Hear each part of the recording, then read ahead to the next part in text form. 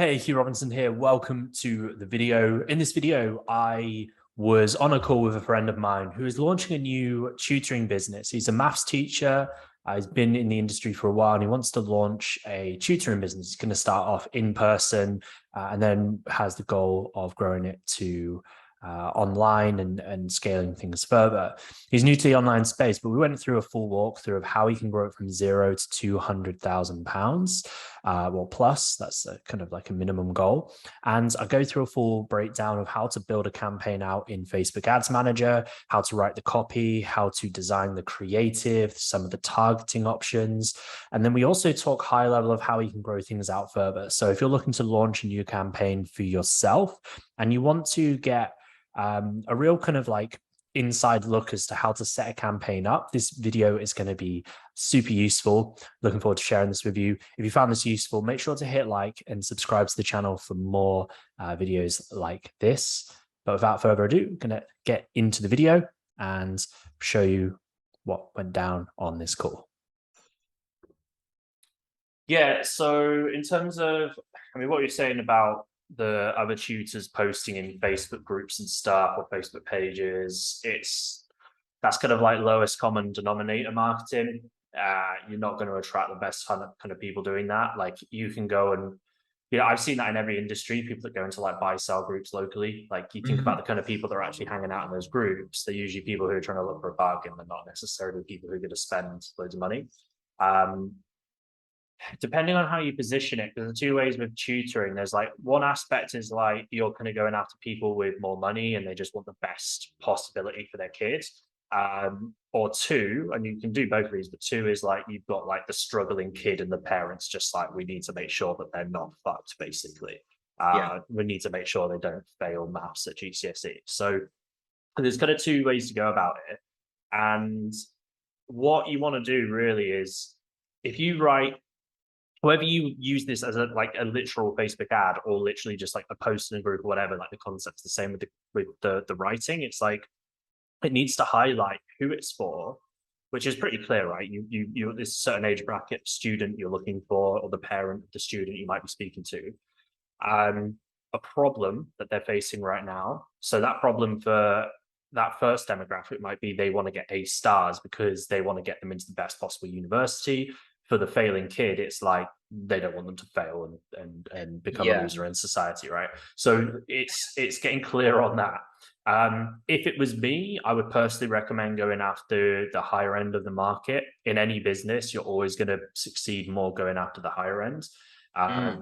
Follow the money, right? Like money starts upstream and it goes downstream. So if you can go to the top of the stream, you're going to get more out of it. And especially when you're early in business, like this is brand new basically for you, you want to go where the money is because it's going to be, you don't want to make it harder for yourself, basically. So you're talking about attracting those kind of middle class and upper middle class parents who are wanting something that's really professional, really bespoke for their child, something that they, rather than just going, oh, we'll just get our kid a tutor and we'll pay them kind of normal money for it, coming across and selling myself as that premium option.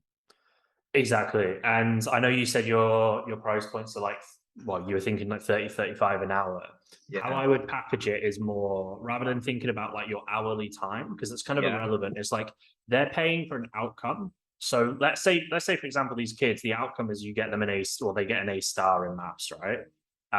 Or an A or whatever it is. Like you help them get a better grade. You got to think like how much are these parents willing to pay for that to happen for their kid, or how much. It's not necessarily how much they're willing to pay and you're like squeezing them out of every penny. It's more like how much value is that worth to them. Like if you could give them a magic pill and their kid goes from like a C student to an A student, how much would they pay for that magic pill? Like the process of getting there. And that's really how you price it. So you could price it like, let's say it's a 6-month process. You could price it at like £2,000, and then you can backtrack because they might not be like, oh, well, I don't have £2,000 like free to just give you right now. It's like, okay, well, cool. We break it down over a monthly process, over a monthly payment, like whatever the price point is. You can reverse engineer that into what your hourly rate is, but I personally, any service, I try and avoid like pricing it that way because unless you're going for like a massage where you literally want like every minute to count, it's more about the outcome. It's Mm. they're not getting maths tutoring because they want a friend to talk maths with. They're doing it for the specific outcome, and it's like that in like 99% of service businesses are like that.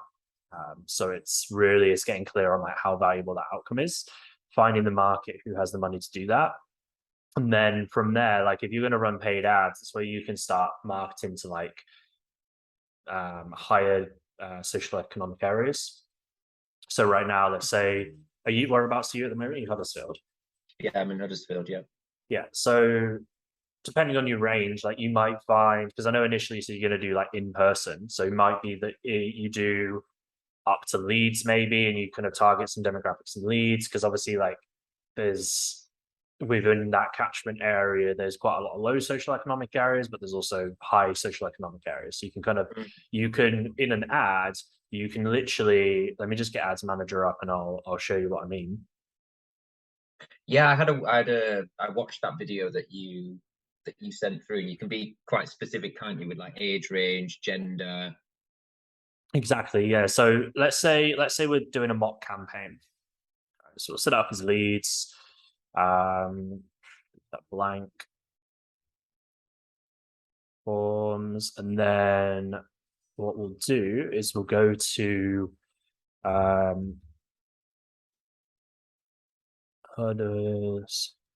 Huddersfield. That's obviously too wide because now we're hitting Sheffield, Manchester. So we can go maybe.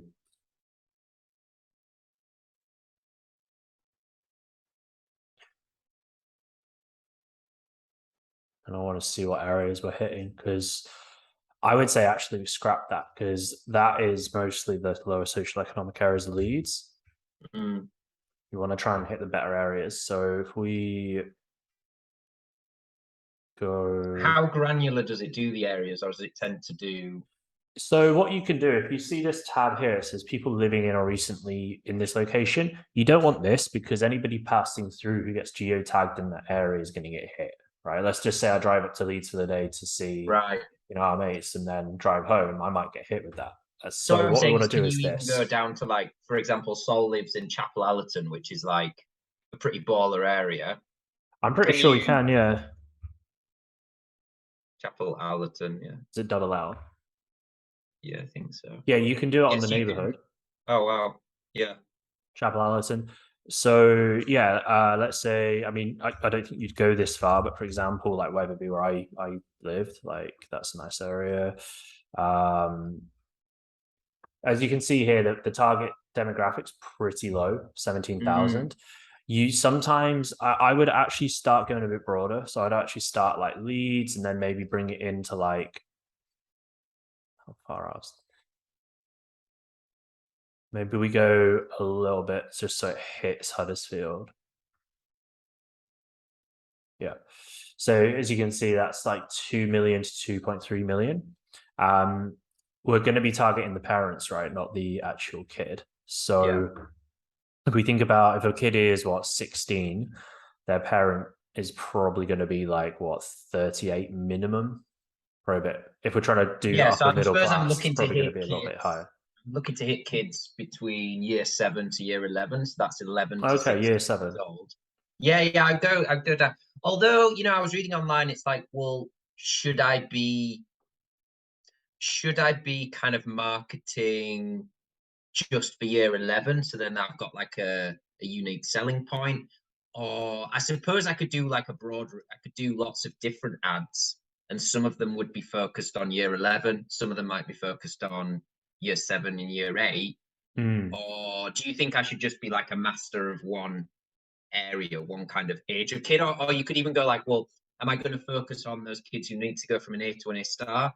Am I going to focus on those kids who need to get from a D to a C? There's lots of kind of areas that you could Mm. try and be the master of, but or do you try and I would niche it down a bit. So if you're like, because realistically, like unless a kid's got like learning difficulties, are they going to Yeah. get a tutor in year 7 and 8 to just get by? Do you know what I mean? Like they're probably more like some will, but they're probably more likely to get a tutor if they are in year 11 and Yeah, they're coming up to the GCSEs. So I would say absolutely. I would probably stick with that. Um, this is just an example. This for this catchment area, age 35 to 55, Hmm. demographics, parents. You could change the gender if you wanted to target specifically like the mom or the dad. I'd probably just leave it blank to be honest, because Although, it's like interestingly, all of the kids that I've ever tutored, I've only ever interacted with the mum. that doesn't surprise me. I imagine the mum cares more about grades than the dad does a lot of the time. Okay, well, if you make it women, 93. So about 100,000 for like an online offer, that would be too small. Like that's quite a small audience. But for a local offer, that's actually a pretty decent size. Yeah. As you see here, it says like between 5 and 19 leads a day for a £20 spend. That these are estimated, and to be honest, sometimes these are not very accurate because sometimes it says estimated 0 to 1 leads, and I'll get 10 or 20 leads. Okay. So it's just tries to give you a ballpark figure. Um, and then you can do placements. So we're just doing. So once you got clear on the audience, right, then really it's the ad. So the ad copy is, you want to speak to the parents. So it's like parents, kids who want to hit Which is the who A's. it is that's the kind of who it's for. Yeah, in maths, we are opening spaces for private And would you tutoring. specifically use the phrase we as well to make it sound like, Oh, there are multiple? you could say I initially. So I'm opening spaces for private tutoring where I guarantee um to help your child improve their grades. Uh moving into um A levels. So I would rewrite this. This is very Yeah, yeah. basic. But you want that Um first sentence to be like, right, okay, who's this for? I'm pulling this on your past experience as a teacher, not just as a tutor, because obviously you've tutored Mm, hundreds of kids over the years, right? So yeah. having tutored hundreds of students over the years, there are common trends seen with those who have uh, grades, those who have fallen short of their potential. Can I just ask you something as well? In one of Yeah, your videos, you said people by people. yeah, So would you say when I'm setting up this Facebook business page that actually it's me that I'm selling, it's got my name in it, it's 100%. my story, rather than like a faceless tuition Mm. logo, it's Yeah. me. Well, do you see this, right? This is because it's Yeah, automatically put it on my business page. So for Facebook and Instagram, it's Hugh James Robinson. My business isn't hughjamesrobinson.com, it's Maverick Marketing. yeah. And I run an agency, but I still market as myself because there's more clout as a personal brand. And yeah, it's more human, right? Mm, Whether you're like I'm business to business, like I work with other businesses, you're business to consumer with this. But regardless of that, we're both people to people, right? We're not mm. selling products, it's a service to a person. So when I think about that, I think about, well, how do I communicate as a human? So what I'm doing right now is I'm kind of writing it out quite granular in terms of like the offer and stuff. But then what I would do is I'd go back and I would add in some stories, right? So often the classes in school isn't this poor English, aren't enough for some students to get everything they need to get everything they need to succeed. Um, for example, one of the children tutored Jimmy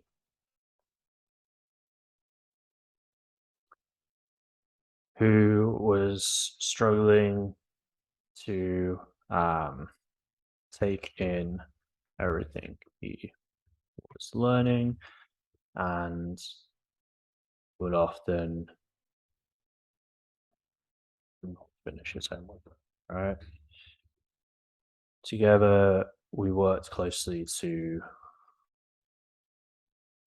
use a tutoring style specific to how he learns, and he was able to unlock grades he never thought possible.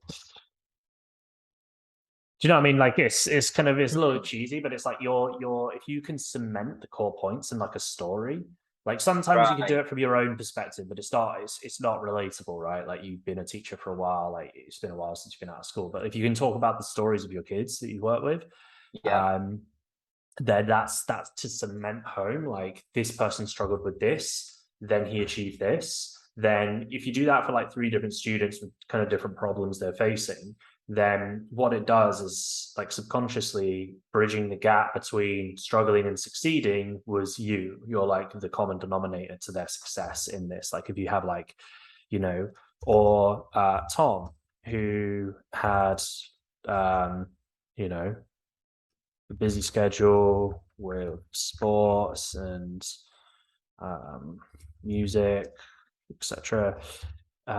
Or Jane, who was very good with English literature, but had a hard time learning numbers. It's really bad, but like you can get the point, right? Yeah. Um, Yeah. and then you have a call So to action at the end. basically like you're conveying what you can do through a story because people connect more with that. Essentially, yeah. So because you can just list it out, right? And you can just kind of be very transactional in the writing and just say, hey, we will get you this result. And people will click through, okay, great. But like if you want to get the absolute best results, like solidify it with because it's not, you know, you're not telling people's life stories, but like if you can just cement like basically if you start with a bold claim, right, like we'll guarantee that your kid will get an A grade or higher, right? It might not be that, but like for example, that's like the bold claim. Everything after that just wants to back up the claim. So relevancy around what you do and how you can help, and then results.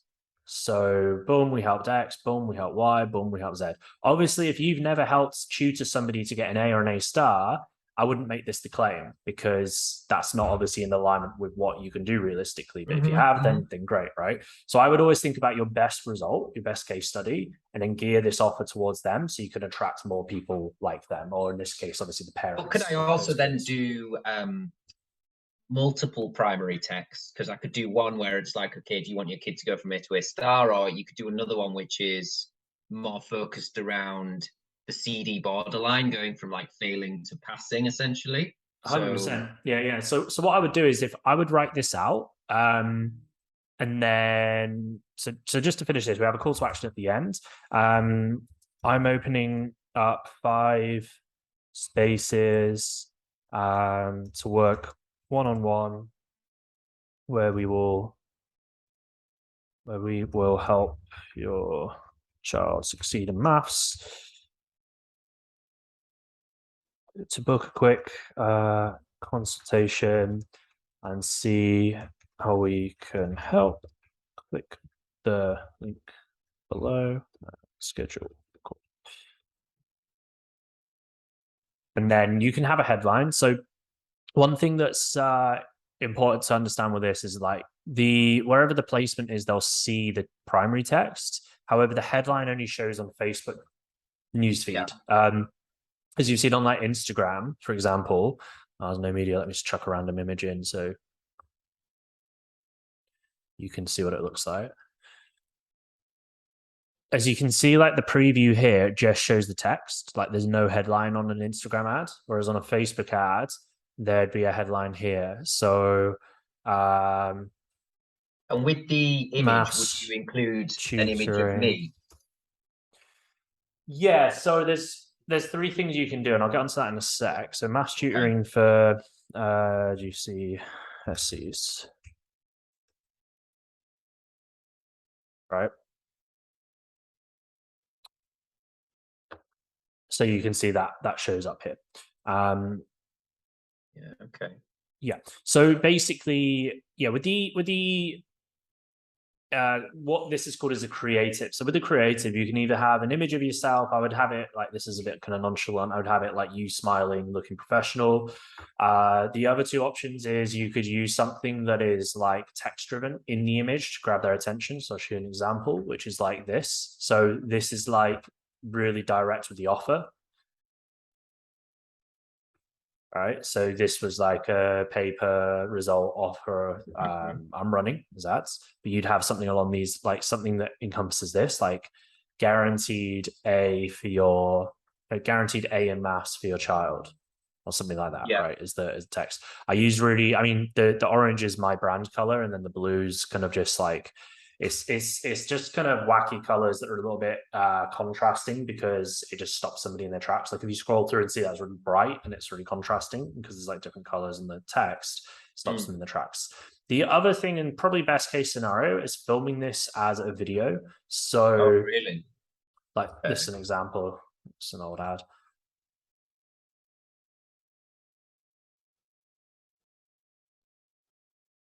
So you just film it as a reel. So you'd film it vertical rather than Yep. horizontal.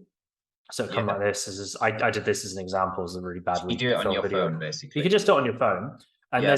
there's apps you can use which will where you can like add the text and stuff, and they're free Okay. apps, and And do they'll just you chuck up the think that text. a video like that would pull in more people because it builds You'd trust? get more, yeah. You're building more. It's you're building more likability, really. Unless somebody looks at your video and be like, oh, I don't like this guy. But you kind of want that, really, because it's like they'll have that same impression when they speak to you. And if for whatever reason they just don't like you, then you want that in the ad, not afterwards, because you've already paid for the lead then. So your ad should be not just filtering in the right people, but filtering out the wrong people. Ah, okay. Yeah. Yeah. Otherwise, So, with yeah. something like the video, how long Mm. would you? Because you don't want it to be 10 minutes, I would Probably imagine. a minute, like because if it's a minute and it's vertical, I think you can do like 90 seconds. But like if it's like a shorter video, then Yeah. you can put it on reels. So if we go on, So how long's a reel? I think they're on an ad. I think you can do up to 2 minutes, but I would try and keep Okay. it under 90 seconds so it's succinct. But basically, what you have here, normally it will automatically put it on this, which is all placements, and it will just kind of work, it will use its algorithm to work out where it performs best. But let's say, for example, you want to do a reel, then what you can do is you can just select these like stories and reels. These are all the same format, Hmm. like vertical format. However, what I would recommend is let's say you film it vertical like this and you have it on automatic. So it's going out on like, see, this is the news feed, right? The Hmm. story looks better. And then the news feed, what you can do, sometimes it does it automatically, but say it says feeds, right? You can go edit group and we can crop it. So this is cropped for, let's do 4 5 cropped just for that placement. And then you're doing both. Okay. Sometimes it looks a bit weird, so you want to make sure there's a little bit of space above your head when you're filming it. If you're going to crop it, otherwise it's going to be too zoomed in, which this might be. Let me have a look. So this is a little bit too zoomed in, so because I filmed it quite close. But if you film it with a little bit of space around you, then that will Hmm. work for both platforms, but well, placements. And then that's kind of everything in terms of like the ad copy and the Yeah. creative. And would you say actually that is more important? Getting the ad right on Facebook and getting the creative right on Facebook is actually much more important than having some Facebook business page that they can then go and click on. It's this is enough. Well, you have to have so you basically have to have a business page to run this in the beginning. So you'll have a Okay. business page, Yeah. and you might want to, when you launch it, you might want to just like put a few pieces of content on there. So if someone clicks through, they kind of get the gist of what you do. So just fill out like the basic details in the about section, and you can put in like maybe a few videos or something. Um, Same with your Instagram. So your Instagram is kind of like a landing page. Like if you, for example, if someone goes to, let's say So would someone, you recommend me creating an Instagram page as well? yeah, 100%. Because if you're running an ad on Instagram and someone sees the ad and like, oh, this is interesting, but they don't want to necessarily fill out the details straight away, or they have and they've gone back to the ad, the first thing they're going to do is either go on your website or your socials. So Mm. a lot of people are going to click on your Instagram. And if you think about this, like this is my Instagram page. This is in itself is like a landing page, right? So if you click through, it kind of has like a bit of authority around like my expertise, results and the call to action. And for me, I've got like a YouTube channel link, but like you can have anything there. And then there's content, right? So me talking about the thing that I do, my expertise, like Facebook ads mostly and copywriting. And then sometimes I'll share more personal stuff, like me traveling or me and my partner and stuff. So it's just like building a bit more um like kind of So you do reciprocity you do a, and you do a human. mixture of things that are on your Instagram landing page. You do a mixture of things which are kind of selling your qualities, but also showing that you're a real person and relatable. Yeah, exactly. Because that's what I think is going to allow you to differentiate yourself as well from like because if you think about why these kids or why these parents want their kids to have a tutor, it's like, well, they're falling behind in class, so they're not as good as they want them to be in class because the teacher's trying to speak to like 30 people. I'd put this in the ad copy, by the way, as well. That's a big selling point for what you do, is like these kids are going to get more attention Mm. specific to them, and you're able to tailor things as well, like in real time, rather than like every now and again a kid puts their hand up in class. Sometimes they won't even do that, right? Like it's been a while since I've been in school, but like I know for me, I always felt like an idiot if I put my hand up and asked a question. So sometimes kids just won't reach out when they actually need help. Whereas if they're working one to one with you privately, you'd be like explaining something to them and be like, does that make sense? And be like, I don't fully get it. It's like, okay, well, let's have a, do you know what I mean? Mm. It's a lot more personable. It's a lot more like any kind of consulting, tutoring, mentoring. Like it's the same concept. It's like if you're working one to one with someone, you can get such better results because you can just in real time tailor it for them and make the experience um work for them and constantly check in as a constant feedback loop, right? Like, does that make sense? Yeah, absolutely. I need to sell that within the copy. Yeah, exactly. So that's really like what we're looking to do here. So that's going to be really important. So actually, you do. I am going to need to spend some time putting together the Facebook business page, the Instagram landing page, because that's what people may click through to. Specifically on Instagram, they'd definitely be clicking through to that. However, potentially mums. If I was thinking, well, what site do mums use the most? It probably is Facebook. Although I suppose mums are pretty young these days, aren't they now? And they probably are on Instagram as well. I would just do both because like the Yeah. default is both. Like the way this works is like when you because it's ads manager, it's technically Meta now, it's not Facebook, but it's done through business.facebook.com when you set it up. It automatically will place it on, like I'll show you all the placements, but it automatically places it on the feed for Facebook, for Instagram. It puts it on like the video feeds. The Mm. some of these aren't depending on what type of ad you're running. For this lead generation, it won't show it on certain things, or because I'm using a video ad, it won't show on certain things. Or if you're using an image ad, it won't work on certain things. But like the defaults are all these. So you've got like Instagram stories, Instagram reels, Facebook, in stream. You've also got like off like apps and sites. So like audience network native banner and interstitial audience network reward videos. So like if you click on an article outside of like say you're on Facebook, you click on an article and it's like a blog that you're reading, it'll place it on there as well. Okay. And things like that. These don't generally perform that well in terms of conversions, but it's front of mind. So let's say they've clicked on your ad, they haven't filled out their details, and then they've gone and read some random blog, and you're just there in the corner of the blog, or they scroll past you on the blog. Even if they're consciously not like looking and reading what you're saying, subconsciously you're there, you're front of mind for them. So they see your ad again, let's say like the next day, and Jimmy's just come home from school and he's got some bad grades, or his homework was crap. And now they're like, oh man, his maths is really bad. He needs to do better in maths. And then they go out on Facebook, they scroll past, they see your ad. Now they're primed and they're ready to take action. Some people might just do it straight away, but some people need a few kind of touch points, like for the time. Sometimes it's like the ad and the timing have to be right for the problem. Yeah. Yeah. So that's really important. So that's basically everything with the ads. Once you set it up, like I would always like I'd say 99% of the time now, like lead forms outperform a landing page. So a lead form is a native form to Facebook.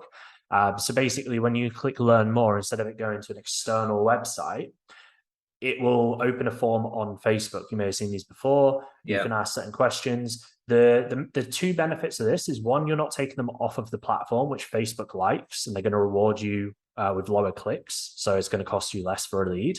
But two, it auto fills their information. So they don't have to sit there and manually type out their name, their email, their phone number. It literally auto fills. And then they just click a button to submit. So it's and really, for people really that for them, it's like less commitment and less fearful because they're staying within the Facebook ecosystem. Sometimes the main benefit of not taking them off the platform is that Facebook like that, and anything that Facebook likes means it's going to increase the ad performance itself. So let's say, for example, it might cost you £3 a lead to get a lead on lead forms. It might cost you £5 to get a lead on a landing page, because it costs you more per click to get them to the landing page, because Facebook looks that you're sending somebody externally, and they don't want that. They want people to stay on the platform as much as possible. It's why if I put a post out on Facebook, like just on my personal profile, and I say, hey, go check out my latest YouTube video, and I put a link to my YouTube video in the post, it's not going to show to that many people, because Facebook doesn't want my audience to click off of Facebook. Yeah. So if I put like an image out and I say, hey, I've just released a new video, link in the comments, and then in the comments I put a link to the YouTube video, that's not going to affect the performance, because they're not seeing the post take them off the platform, right? So it's the same thing here. It's like we want to use everything we can to our advantage. So one thing it'll do is I've got some pre-made here, and I'll show you an example of this, but like it will prompt you to create a form. And so I'll just create. So this is when they've clicked, they've read the copy, maybe they've watched a quick video, and then it's like, okay, learn more. Exactly, and then on that learn more is where they fill in their details. Yeah, so I've got a couple of pre-qualifiers. So I've got like a little about section, and then I've got two questions. These for me are like what I would call a pre-qualifier. So I don't work with people who are making less than $20,000 a month in their business as an agency, because that's like, for me, is like a good cutoff for most businesses anyway, for who I work with.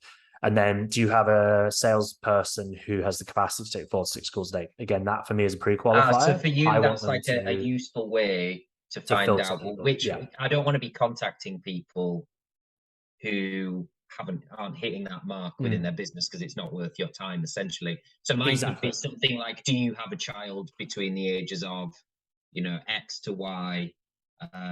Something that would filter out things that are not going to really be helpful to me. Yeah, and I would, because I'll show you how to design it in a sec, but I would make it a binary question. So rather than, because you can put like a short answer where they have to type it out, that's just more brain energy for them. You just want them to click a button. So it's binary. It's yes or, it doesn't, like I wrote yes and no. You can change these to be something else if it's relevant to the question. But like you just want it, so it's a this or that, right? Binary. It's black and white. It's ones and zeros. It's not. They don't have to think too much about it. It's super easy for them to answer. And what's good here is, this is kind of like an NLP technique, but if you get people saying yes, right? They clicked yes, they're going to be more likely to respond to the next question, which is really like the most important part. Where does it show this? Which is their contact information, right? They filled out those 2 questions. Now they come here. This is auto-filled for them as well. So all they need to do is click next. and it submits the data. Okay. And then on submit, this is what I mean. I would recommend you do this as well. So, because you're getting their name, number, and email, and you can text them and contact them and stuff, and send them to a CRM. So something like there's a what I use is Go High Level, which is Sorry, what's basic. CRM? CRM is like a management system for leads. So it's where you would store your email list, numbers, details. So you can like set up emails, you can set up like contacting people who are on your system. Okay. But the biggest thing here is I would send them to directly to your calendar booking because otherwise you're having to chase them. So obviously not everyone's going to do this. You might get 40 or 50% click and actually book a time.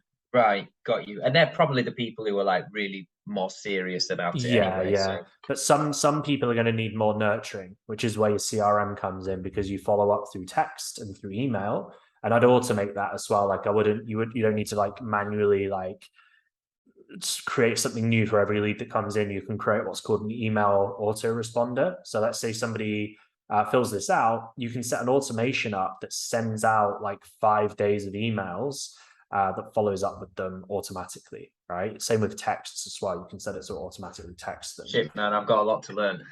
Don't worry, I wouldn't worry too much about that side of it just yet. Like I'd get started with this because you can, worst case scenario, because you're not going to be spending loads of money on this right now anyway. So like, let's say you're spending 10, 20 pounds a day, you'll only get a few leads through. So it's quite easy for you to just manage them in a spreadsheet for the time being Yeah. and just contact them and ring them and stuff. But like, what I do is I send them, I use Calendly. I'd recommend this for you. You can get it pretty cheap. I think it's like $8 a month or something. I've got this embedded into a page, which is why it has my branding on it, but you don't need that. You can literally just send them to the Calendly. Like there's a URL for this once you create it, which is like, Okay. you would have seen something similar to book a call with me. But like I actually have some more qualifying questions here. I actually need to update this because it's not fully in alignment with the ad I'm running. But basically what I'll do is I'll just get some more details here. Calendly is really good because it sends them automatic text reminders and email reminders. So that's really useful as well, so they don't forget. And that's completely free. No, this is about, I think there is a free version, but you want to get the one that's, I think it's like £8 a month. It's like Calendly Pro, because that sends the automated reminders and stuff. Like that's definitely worth getting. And it will integrate with Google Calendar as well. So it will send them like a calendar invite, which you want, so they don't, forget about it. And that's kind of that's the flow really. Like that's kind of what you want. In terms of when I'm putting together the creative side of stuff, Yeah. because obviously I don't have professional kit, like you do. Obviously you've got a decent microphone, probably decent camera, that kind of thing. Is that kind of like a real necessity, or is it more about what you're saying within that, or is there kind of like a middle ground? I'd say there's definitely a middle ground. Like you want to make sure. So if you see where I am right now, like this webcam is my phone camera. It's not like a professional camera. It's just my phone camera. This looks quite good because I've got a window to my side and it's the light is good. So it's lighting is important when you're filming, and then sound quality is important as well. Like you'll have a decent smartphone, right? No. Okay. But Find I'm someone. about to purchase. I'm about to purchase a new one, so Okay. hopefully. Yeah, they've all got good cameras and microphones on them. As long as you're not somewhere like windy, I would actually film it either selfie style, like as in like holding it like this, or like prop it up and film it. For the nature of what you're doing, like I think that personability comes across quite well in those types of videos. It's more like what you would call like UGC content, user generated content. So when you see like big influencers or like celebrities or whatever, and it's kind of like behind the scenes. Yeah. You know what I mean? It feels more personable. So there's benefits to that for sure because it builds a bit more reciprocity. Doing high-end videos definitely is a good way of positioning yourself, but like, that's I would do this first and then worry about improving your creative, because you'll get leads and you'll get sales with this before you need to like go and get really fancy with stuff, because you could go and spend loads of money on a really nice video, but you might be saying the wrong thing. And then you might Yeah. need to you might realize a month down the line, actually, that's not the right hook. I should have been talking about this, this, and this. Like, let's Mm. say, for example, you go and you get a video done and you're talking about how to go from A to A star, and you get it filmed, you pay loads of money for it, you use it, and then you realize actually a better hook was to go from D to C. Now I Yeah. need to go and like pay someone and redo that. So there's a Yeah. So it's limitations about there. finding out what works first is more important. Yeah, for me, I'm about speed and volume over like things being perfect. Like I Yeah. would rather just go and test and get data versus wait for 3 weeks and spend loads of money on something to make Mm, it like mm. polished. And are As there long as it's any? good, it needs to be good enough, right?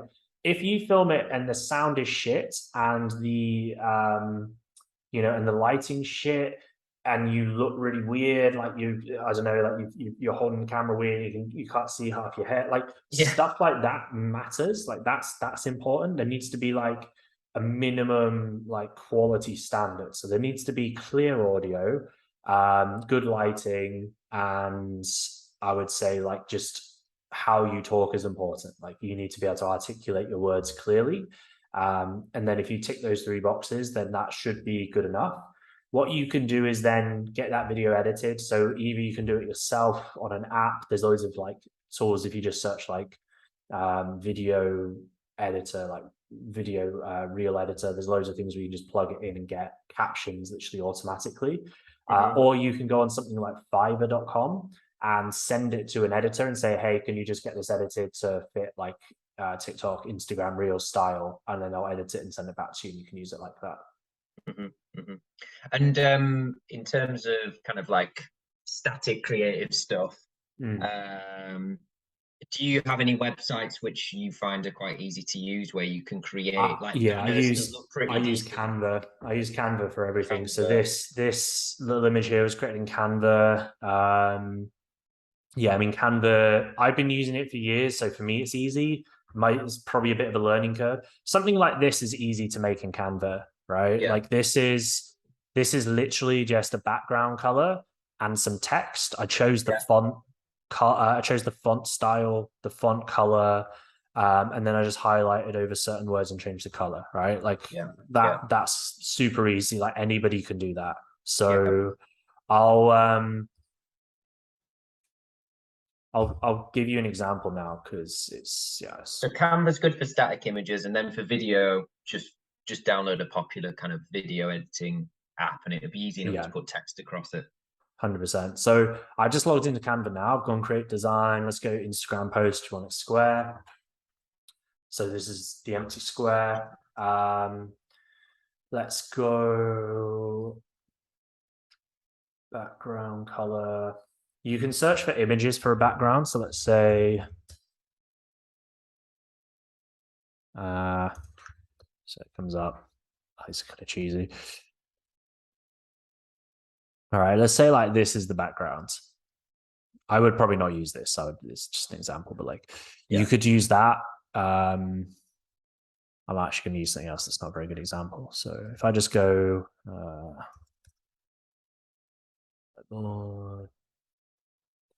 white background, let's just do that. Text, add a heading, get your child tutored to hit a great higher maths, right? Let's say that's the hook that we want to do. Hmm. And then basically just, yeah, you want to increase the size. So let's go like, it's a bit too big. You might just want to break the text up a little bit.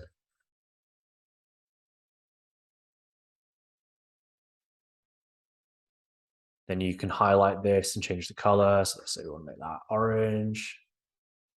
Maths is important. Let's change that to like red, maybe. Yeah, so you can actually put something together fairly Yeah. quickly. I would say, yeah. So rather than like, I would probably start with this before you do a video. So that's my Okay. process. I didn't used to do this. This is kind of a recent process I've developed, which is like start with the claim like this Yeah. as the claim. Once that's converting and you want to improve it, what you can then do is what's called a split test. So you have your original ad running and then Okay. duplicate it for the same budget, same audience, same copy, and then just Yeah. change one variable. Well, like basically, when you do a split test, you want to change one variable at a time. So let's say Yeah. we're doing this, we want to test it with a video. We duplicate the ad so it's the same targeting, same ad set, the same copy, the writing, and then we get rid of this image and we swap it for the video you've done, and then we're testing those side by side. And let's say this initial one got £7 a lead, the video Mhm. after like a week or two of testing it got like £4 a lead, and we're like, okay, Mhm. cool, this video is doing really well. We're going to turn off the other one and just focus on the video. And then maybe you Got you. want to Yes, test some other stuff, right? you just you duplicate it within the ad manager bit, and you can just change one little bit. So it might be like you change a little bit of the text, or you might change a little bit of the image. But you just do that duplication just to see if you're getting more leads. Well, if you're paying less per lead, essentially, that's what you want to be doing, isn't it? You want to be paying the minimum amount of money to get that lead. Yeah, exactly. I mean, like you want to be paying attention to all the stats. So like ultimately the most important thing is cost per acquisition. Like how much does it Mm, cost you to acquire a client? That's the yeah, most important thing because you could get 100 leads, but they might be crap or they might not be, let's say that's true. you It's might say not. one Yeah, thing in your ad, but then when you're on a call with somebody, maybe you sell it a bit differently and then it's not as clear and then yeah, it yeah. So drops that's off. right. It's not just about the raw figure of leads. It's like you saying, it's about how much tangible cash am I taking in from those leads? Yeah. How many am I actually converting then into, I'm going to their house and running some tuition. I might have 100 leads, but if they're all not what I'm looking for, then it was a waste of time, right? Yeah, exactly. And with what you're doing at the scale you're doing it, you don't need to get as granular. Like when I'm doing really in-depth split tests with loads of different audiences, creatives, hooks, Yeah, that's when I'm spending like $500 a day on a campaign. Like yeah. I wouldn't do it if I'm spending $10, $20. You just want minimum viable. Make sure everything is succinct. You're saying things that you want to say that communicates the offer. Get it up. If it performs, keep it running. The only Mm, I would split test when stuff isn't working that well rather yeah. than like do it for the sake of it, because when you've got a limited budget you don't want to eat away at that too much, so And sometimes like good enough is good enough. how much would you expect I would need to? I mean, I suppose it's difficult for you to estimate, but how much would you expect I would need to spend on ads to per kids that I'd actually end up tutoring? So what I would do is let's say you're going to charge £1,500 for, I don't know, however long it is, like 6 months, right? Let's say that's the Mhm. price point. I would aim for about 10% of that. Right. So that would be £150 cost per acquisition, right? Yeah. Like that's a pretty good number. I think because of what you're doing with it being one on one, you don't really want to spend like if it's a course, like let's say this was an online course and it's fully automated, right? And it wasn't you going in and working one to one, you could spend £1,000 to acquire that client. It's fine because it's scalable and you're just playing the numbers game. You're trying to get loads of people through it. When you're trading your time for money in the sense of like doing one to one consulting or this kind of work, then you are capped at what you want to. I mean, you could spend more if you wanted to, but like there's a limit, right? Like Mm, your limit might be £300 cost per acquisition. Sometimes it's better that you get that client and pay £300 than not at all. mhm. Um, but like you're not going to want to pay £500-700 to acquire a client when they're paying you fifteen hundred I pounds. think on the upside, I think right now there is crazy demand for maths tuition, Mm, just because kids have obviously been through COVID, and with maths okay. being one of their core subjects, I think a lot of parents are feeling that their kids aren't getting the grades right now and that they are behind. Yeah. Um, so I do think there is demand for it. However, obviously there's a cost of living crisis, which is why maybe I do need to be a bit more focused with the marketing side of things, because if Yeah. you're what was a lower middle class parent now, well, actually, do you have the disposable to be spending, 2 grand on getting your kid to pass maths? Potentially not. But I do think like the demand is there for the maths tuition, definitely. Yeah, yeah. Well, what I would do if it was me is I would start one to one. I would build like a framework with how you tutor them. And then Yeah. I would start taking that online to Zoom, and then I would start taking that into group sessions. So Okay. you've gone from one to one in person where you're having to travel back and forth, or they're having to travel to you. You charge a bit more, so there is some benefit to that. And then Hmm. you go to Zoom. So now you're leveraging, you're not having to travel and stuff. It's a bit easier for people. Probably charge, I would probably charge the same amount on Zoom that you do in person, but you've just transitioned it to make it more streamlined. Then start doing it as small groups. So look, we're going to actually, we cap it at 10 people per class, and we do 2 classes a week. And they get, so actually rather than doing a one-to-one once a week, they're actually getting 2 sessions a week. So there's actually like really good support for this, and it's small groups, so it's not like being in a massive classroom with 30 people. Hmm. And then that way you're able to, you might be able to take like 3, 4, 5 of those sessions a week, or times two, so it'd be like 8, 9, or 10 sessions a week, and Hmm. you're working with like 40 clients instead of that 10 Yeah. hours Now that 10 would hours to work be, with 50 people versus 10 hours to work with 5, or potentially more, because if you're traveling as well, you're the one who's traveling, then it's actually, it's probably more like 15, 20 hours a week. yeah, and I think something like that would be, in terms of the financial side of things, if you've got, say, 6 to 10 students on one call simultaneously, not only, like you say, not only am I streamlining it because I'm not traveling back and forth, so I'm saving on petrol, I'm also saving my time, so I've got more time to make money. But also, if you've got 6 kids all paying, say, I don't know, 10, 15, £20 for the hour, that's going to be massively more beneficial. I Yeah, suppose at the moment, I need to have a think about this, about if I was delivering the tuition online, like what would be the most effective way to do that. So that's something I need to have a think about, because yeah, obviously it can't just be my it can't just be my face. The kids need to see the maths that's going on. So it might be like a screen share situation, or I've even seen some tutors where they like have their mobile phone in a cradle, and they'll be streaming one video from the phone and then one video from the laptop. But yeah, I definitely think something like that eventually could be really yeah. beneficial. I mean, you can do it with an iPad really easily. So if you have an iPad, you can link it up to your laptop on a screen share. So you're drawing on the iPad and they're seeing it on the screen on Zoom. Like that's really, Oh, I've done that before in the past. It's really easy to do. oh, okay. Or if you don't use Mac, then whatever like the equivalent is. But like, yeah, you Yeah, can yeah, you yeah. can So use you a can have like tablet to. a large tablet, and you can be drawing onto that, and that will be streaming into Zoom. Yeah, that'd be pretty good actually.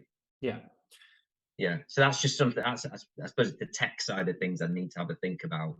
But yeah, it could certainly work. yeah. And I wouldn't think of it as like, so here's where a lot of people get bogged down in the details with like going from like one to one to group. And I've seen this in loads of different industries, right? I used to do this when I went from doing one to one PT to coaching people online. If you think about what we talked about at the start, which is you're selling the result, you're not selling, oh, froze a bit there.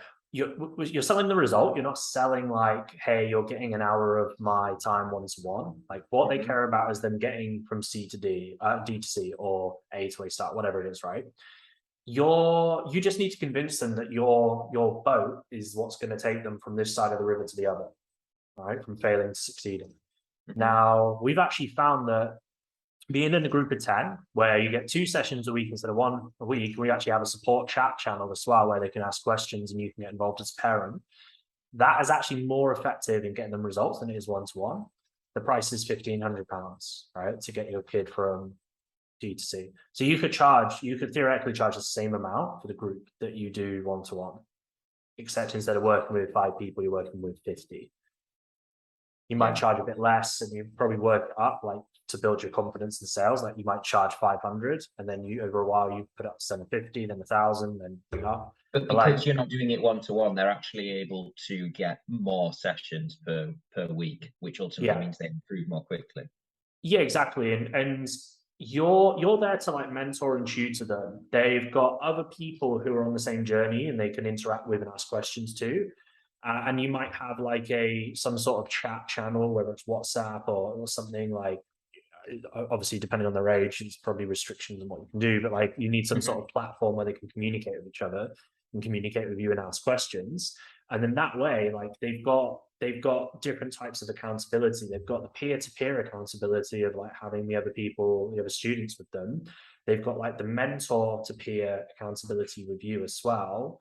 And then they've got like potentially like course content and curriculum that they're following. Mm. Yeah, man, that's really interesting actually, where eventually I could take it.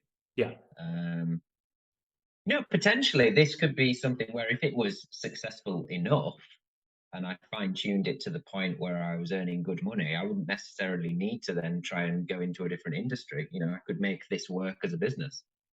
Yeah, 100%. Like this is how my brain works. Like you've got the potential to turn this into a very successful business. Like it's because there's levels to this. You could technically scale a one-to-one business if you hired people and trained them and they did one-to-one for you. Mhm. You could do the same thing with a small group coaching business. And you could do that if you take your information and do it to like thousands of people and charge less as like a kind of course business. I actually think the sweet spot's in the middle. I think like having like a kind of small group kind of business works really well. Mm. But if you think about that, like let's say a price point was £1,000 for the tutoring and you work with 50 people, right? And you did that on like it might be like a 3 month basis. So basically every year you work with 200 people, or it might be the same 50 people that renew, but essentially that's it's 200 times 1,000, that's £200,000 a year business Mm. with pretty good margins as well. This is going to be a much higher margin business than any, you know, brick and mortar businesses. Oh yeah, in terms of running costs for me, it's Next to limited. nothing really. Like you got Yeah, a little next to bit in nothing. terms of software, and then you probably have a little bit in terms of ad spend. And then you might have potentially you might bring in a salesperson later down the line if you've got a lot of volume, but there's not you don't need a lot to grow it really. Mm.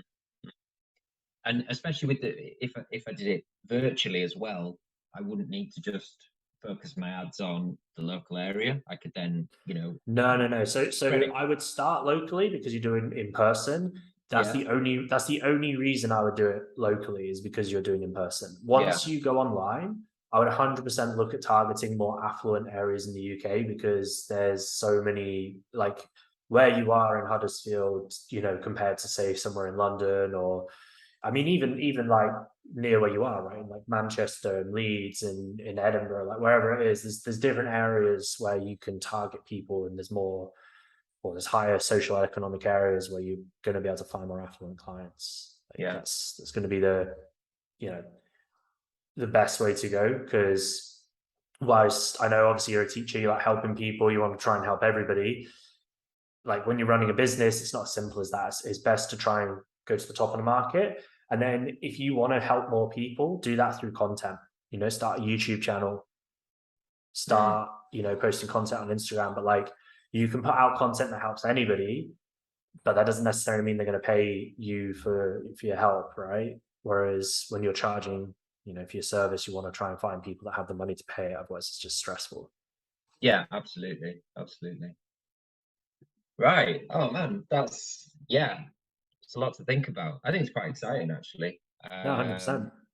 Yeah, some work to do, some platforms to get my head around. Like for example, I've never interacted with Instagram in my life.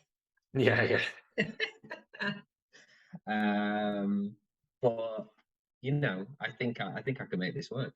yeah, yeah, 'Cause what I was thinking of, because if I'm essentially my last day at work will be like mid-July, but if I can get this stuff kind of sorted and ready to boot up and start taking bookings for August onwards, but if essentially what I want is a smooth transition rather than going like ABCD job ends. Oh shit, what am I doing? Actually have that kind of online presence up and running, ready to go, basically. yeah. Um, but yeah, man, that's really useful. Thank you so much.